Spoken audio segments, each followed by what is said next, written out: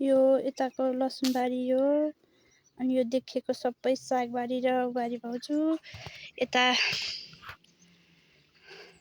यो थुपुक थुपुक भएको आलु उम्रेको यहाँ यता यो यिनीहरू आलु उम्रेको नानी र म भएर रोपेको आलु। नानी म ज्वाइँ भएर रोपेको आलु। यो त खनेर फापा कोदो रोपे ठाउँमा खनेर यस्तो बनाउनु भएको चाहिँ यहाँ यता फापा रोपे ठाउँमा। यता यो पुरै लसुनबारी पुरै लसुन र चम्सुर पालुङ हो। लसुनको बोटहरू यो बिचमा छेउछेउमा चम्सुर पालुङ हो।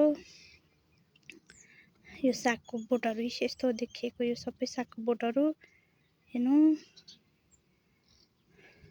यहाँ सिमीबारी यहाँ फुलबारी यहाँ सागबारी सागको पातहरू यता। अब गहुँबारी चाहिँ यता गहुँबारी। यो कान्छी आमाहरूको अदुवाबारी यो घरको यो मन्दिर भइहाल्यो।